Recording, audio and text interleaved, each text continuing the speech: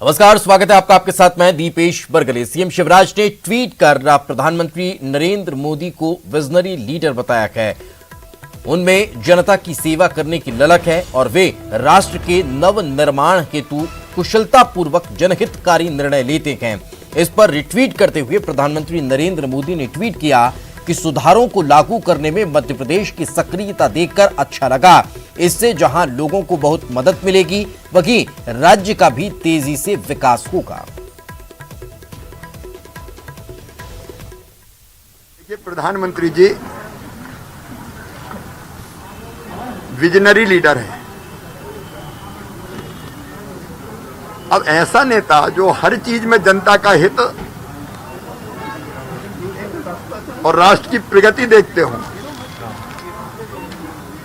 हमने पिछले साल मांग की थी कोविड के संकट के समय कि राज्यों के पास पैसा नहीं है, इसलिए विकास के लिए और जन कल्याण के लिए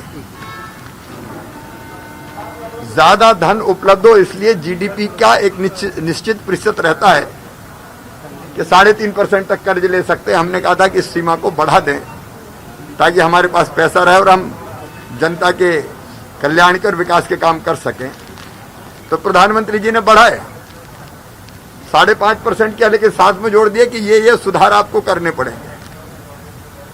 अब ये विजनरी लीडर ही कर सकता है कि ये पैसा भी मिल जाए आपको, लेकिन उससे जनता को भी सुविधा मिले। और मध्य प्रदेश तो उन सुधारों को किया। मध्य प्रदेश प्रधानमंत्री जी प्रगति और विकास के लिए, जन कल्याण के लिए जो पहल करते हैं, उस पर हमारी कोशिश ये रहती है कि मध्य प्रदेश बिल्कुल पीछे ना रहे। उनके मार्गदर्शन के लिए हम उनके आभारी हैं और लगातार मध्य प्रदेश प्रगति और विकास के लिए प्रधानमंत्री जी जो कदम उठाएंगे, उनको प्रदेश में क्रियान्वित करने में कोई कसर नहीं छोड़े।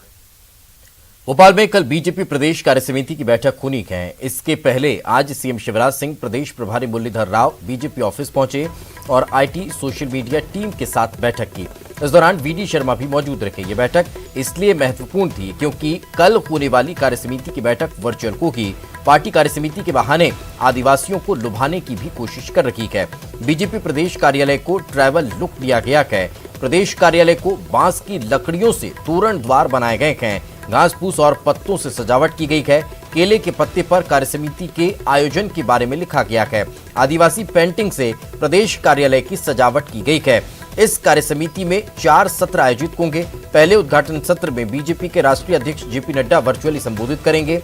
दूसरे सत्र को में प्रस्ताव लाए जाएंगे। पहला राजनीतिक प्रस्ताव लाया जाएगा। मौजूदा राजनीतिक हालात पर बीजेपी की भूमिका और विपक्ष की भूमिका पर यह प्रस्ताव होगा। दूसरा प्रस्ताव कोरोना काल पर होगा। केंद्र और प्रदेश सरकार के सेवा कार्य पर आधारित ये दूसरा प्रस्ताव होगा। तीसरा सत्र आगामी कार्यक्रम की रूपरेखा पर आधारित रहने वाला है। अंतिम सत्र समापन सत्र होगा जिसे मुख्यमंत्री शिवराज सिंह चौहान संबोधित करने वाले हैं। तो इस तरह के ये अलग अलग सत्र रहने वाले हैं जिसकी तैयारियां अब पूर्ण हो चुकी हैं।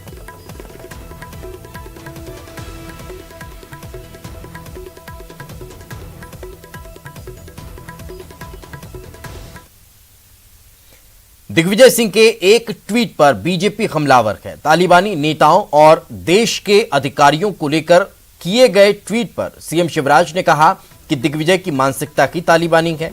गृह मंत्री नरोत्तम मिश्रा ने भी हमला बोलते हुए कहा कि दिग्विजय सिंह सांप्रदायिक तनाव चाहते हैं। साथ ही कैलाश विजयवर्गीय ने भी पलटवार किया है।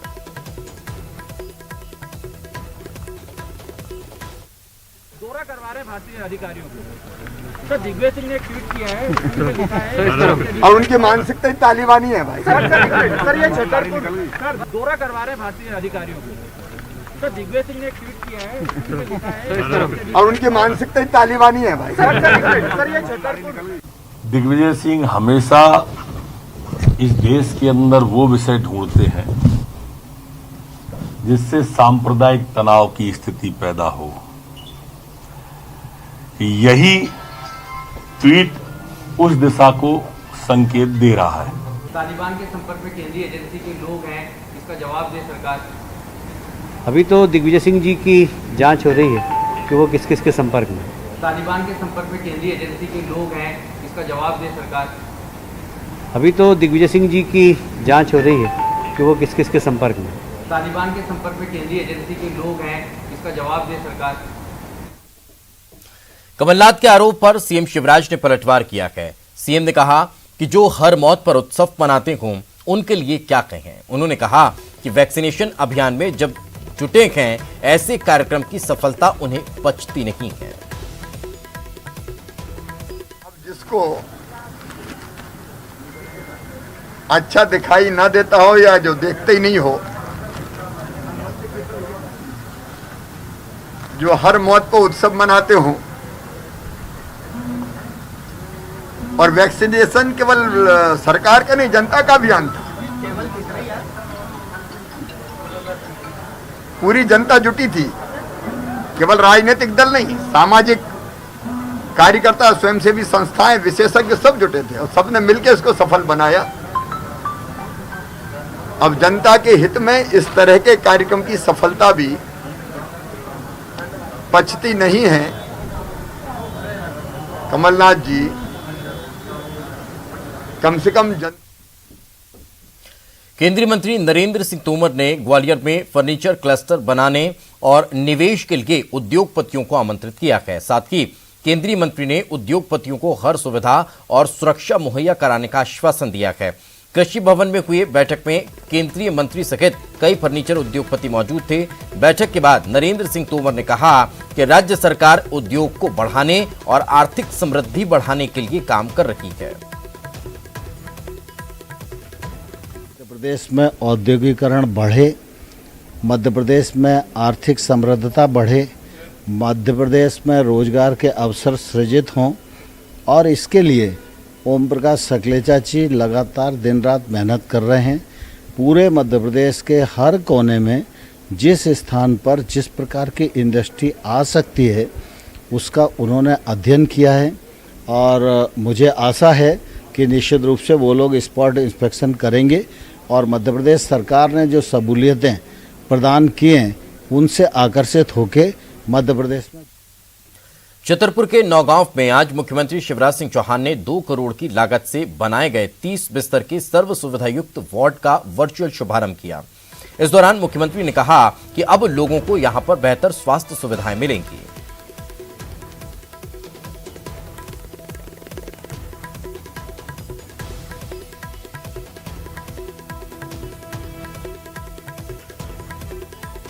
बड़ा कोई पुण्य नहीं है और दूसरों को तकलीफ पहुंचाने से बड़ा कोई पाप नहीं है। हमारी संस्कृति में सदैव परोपकार को, परहित को सर्वोपरि रखा गया है और इसलिए वास्तव में वही व्यक्ति बड़ा होता है, महान होता है जो। मध्य प्रदेश ने वैक्सीनेशन का वर्ल्ड रिकॉर्ड बना लिया है। लंदन की वर्ल्ड बुक ऑफ रिकॉर्ड में मध्य प्रदेश शामिल हो चुका है। एक दिन में मध्य प्रदेश में 16 लाख से ज्यादा की आबादी को टीके लगाए गए हैं। इतनी आबादी को वैक्सीनेट करने वाला दुनिया का पहला राज्य मध्य प्रदेश है। भूटान, मॉरिशस की कुल आबादी जितनी नहीं है उतने लोगों को वैक्सीनेट करने का काम सिर्फ एक दिन में मध्य प्रदेश ने किया है।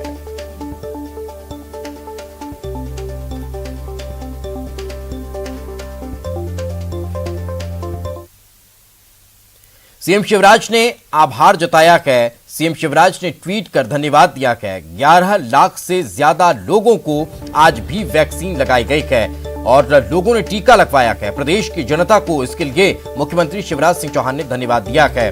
सीएम ने प्रधानमंत्री नरेंद्र मोदी का भी शुक्रिया अदा किया है। मध्य प्रदेश 100% टीकाकरण की तरफ अब लगातार आगे बढ़ रहा है। वैक्सीनेशन के महाअभियान में लगातार सफलता मिल रही है। प्रदेश के वैक्सीनेशन महाअभियान के तहत वैक्सीन लगाने का विश्व रिकॉर्ड बनाया गया है। बीजेपी सांसद ज्योतिरादित्य सिंधिया ने इस कीर्तिमान का श्रेय सीएम शिवराज और प्रशासन को दिया है और कहा है जो लोग अफवाह फैला रहे थे आज वही लोग भाग भाग कर टीका लगवा रहे हैं। टीकाकरण के बारे में गलतफहमी फैला रहे थे। जो लोग कह रहे थे टीका में मास है, टीका से रिएक्शन होगा, टीका से फलाना होगा, टीका से ढिमका होगा, आज वही लोग भाग भाग के जा रहे हैं अस्पताल में स्वयं टीका लेने के लिए। प्रधानमंत्री जी के नेतृत्व में एक ही ढाल और एक ही तलवार, ढाल मास्क, तलवार वैक्सीन, ढाल और तलवार दोनों जब हर एक भारतवासी के हाथ में होगा, इस कोरोना पर हम वार करेंगे और इसकी समाप्ति करेंगे। वैक्सीनेशन में मध्य प्रदेश आज एक बार फिर अव्वल साबित हुआ है। मध्य प्रदेश में आज देश में सबसे ज्यादा वैक्सीनेशन का काम हुआ है। एक दिन में मध्य प्रदेश ने आज एक बार फिर रिकॉर्ड बनाया है।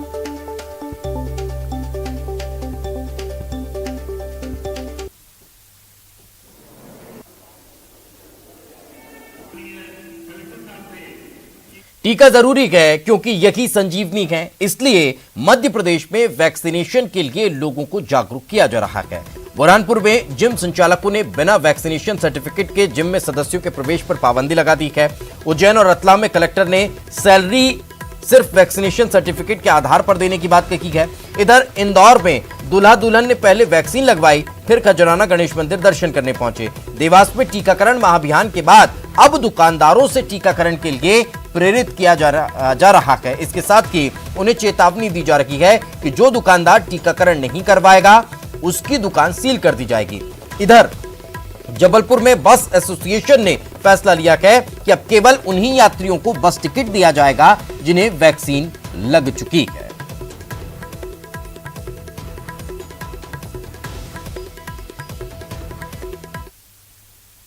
शुभ काम में देरी क्यों? साथ साथ 7 जन्मों तक सुख दुख में साथ निभाने का वचन देने वाले दुल्हा दुल्हन ने अपनी नई जिंदगी का श्री गणेश ऐसे किया कि सब नव दंपत्ति को कह रहे हैं जुग जुग जियो।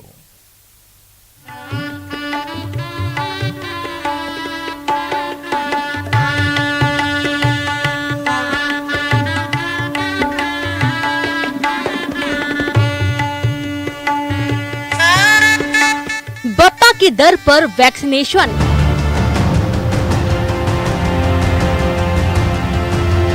सात जन्म, 7 वचन, 7 फेरे।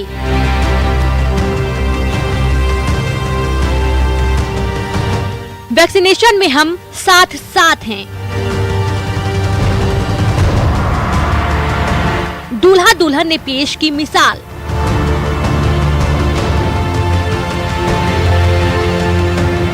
नई जिंदगी का श्री गणेश। मैं वचन देता हूँ हर सुख दुख में तुम्हारा साथ निभाऊंगा। मैं भी वचन देती हूँ आपके साथ कदम से कदम मिलाऊंगी। मैं वचन देता हूँ तुम्हारी जिंदगी खुशियों से भर दूंगा।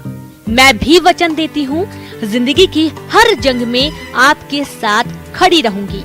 हम सफर के साथ ये खूबसूरत तस्वीर यही तो बयां कर रही है।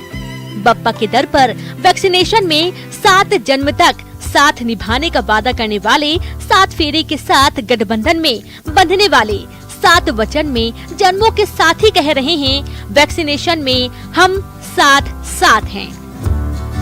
ये बप्पा का दर है, यहाँ से कोई खाली हाथ नहीं जाता। तो फिर ये तो जिंदगी का टीका है। इस संजीवनी का प्रसाद कैसे भला आप नहीं लेंगे। देश ही नहीं दुनिया में इंदौर का खजराना गणेश मंदिर प्रसिद्ध है, जहां दूल्हा दुल्हन शादी के बाद बप्पा का आशीर्वाद लेने पहुंचे और मंदिर में दर्शन से पहले पुजारी ने दिया वैक्सीनेशन का मंत्र कि पहले टीका फिर होंगे दर्शन। इन्होंने एक मिसाल पेश की है। सभी से निवेदन है कि तीसरी लहर से बचने के लिए वैक्सीन अवश्य लगवाएं। देवास की महाकाल कॉलोनी में रहने वाले जितेंद्र मौर्य अपनी नई नवेली दुल्हन के साथ इंदौर में बप्पा के दर्शन करने आए थे, लेकिन नव दंपति ने टीका नहीं लगाया था। मंदिर में इन्हें जीवन का ये मंत्र भी मिल गया। न खुद की जान जोखिम में डालेंगे, न जिंदगी का खतरा मोल लेंगे। टीका लगाएंगे, बप्पा का आशीर्वाद पाएंगे। इन हमसफर ने मंदिर में बने टीकाकरण केंद्र में टीका लगवाया, जिन्हें नए सफर की शुरुआत में मास्क का उपहार भी दिया गया। खजराना गणेश मंदिर में देखिए नई जिंदगी का यूं हुआ श्री गणेश। मेरा मानना है कि सभी को वैक्सीन लगाना आवश्यक है, क्योंकि सरकार जो कदम उठा रही है तो उसके लिए हमें जागरूक होना चाहिए। इंदौर में 21 जून को वैक्सीनेशन महाअभियान के दिन 2.25 लाख से ज्यादा लोगों को टीके लगे थे और इंदौर ने देश में रिकॉर्ड बनाया था। उसके बाद दूसरे चरण में 1.25 लाख से ज्यादा लोगों का वैक्सीनेशन किया गया। ये भी अपने आप में एक रिकॉर्ड है और आस्था के साथ वैक्सीनेशन की अनोखी जंग भी मिसाल है। इंदौर में अरुण त्रिवेदी के साथ bureau report, news 18, Madhya Pradesh, Chhattisgarh. और चलिए फिलहाल वक्त एक छोटे से ब्रेक का है। ब्रेक के बाद जल्द हाजिर होंगे।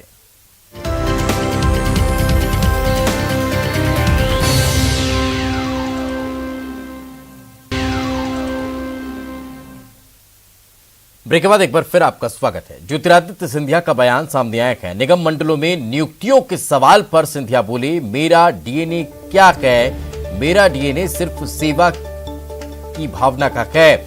आप लोग 20 सालों से मुझे जानते हैं। तो लगातार निगम मंडलों की नियुक्तियों को लेकर चर्चाएं तेज थी, जिस पर सवाल मीडिया कर्मियों ने पूछा तो ज्योतिरादित्य सिंधिया का जवाब सामने आया। मंत्रिमंडल का विस्तार होने वाला है, जिसमें आप नाम सुर्खियों में चल रहा है। 20 साल से मुझे जानते हो भैया, उसी रट पे लगे हो। क्या कब सीखोगे कि मेरी डीएनए क्या है? मेरी डीएनए सेवा की है। आगे बढ़ते हैं। रीवा के शाहपुर थाना क्षेत्र में वायरल हो रहे एक वीडियो ने पुलिस की कार्यप्रणाली पर सवाल खड़ा कर दिया है। वायरल वीडियो में पुलिसकर्मी बस के अंदर आपत्तिजनक अवस्था में पकड़े गए युवक और युवती के खिलाफ जाति सूचक शब्दों का प्रयोग करते हुए अभद्रता पूर्ण बर्ताव किया जा रहा था। इतना ही नहीं, कार्रवाई के दौरान महिला पुलिसकर्मी भी नदारद रही। हद तो तब हो गई जब पुलिस टीम युवती को बिना पूरे कपड़े पहने ही थाने लेकर पहुंच गई। अब मामले में एसपी रीवा ने जांच टीम का गठन किया है, लेकिन अब भी पुलिसकर्मी के ऊपर किसी भी प्रकार की कोई कार्रवाई नहीं हो पाई है। आपको बता दें कि शाहपुर थाना में प्रभारी के पद पर महिला पुलिसकर्मी की पदस्थापना की गई है। बावजूद इसके संदिग्ध अवस्था में पकड़ी गई युवती के साथ पहले अभद्रता की गई और बाद में बिना महिला पुलिसकर्मी के ही युवती को वहां से थाने ले जाया गया। दतिया के थरेट थाना क्षेत्र के चीना बंबा गांव में आबकारी विभाग और पुलिस की संयुक्त कार्रवाई में अवैध शराब बनाने की फैक्ट्री का भंडाफोड़ हुआ है। शराब बनाने वाले इतने शातिर थे कि पुलिस से बचने के लिए उन्होंने शराब को ड्रम में रखकर खेत में गाड़ दिया था। पुलिस ने जेसीबी से खेत की खुदाई कराकर करीब 6,70,000 रुपये की अवैध शराब और लहन को मौके से जब्त किया और फिर नष्ट कर दिया है। फिलहाल कार्रवाई के दौरान आरोपी मौके से भाग निकलने में कामयाब रहे, जिन्हें पकड़ने की कोशिश जारी है। राखी नहीं लगवा रहे हैं, तो इसी कारण आज और इसी के साथ इस बुलेटिन में फिलहाल इतना ही। खबरें लगातार जारी हैं।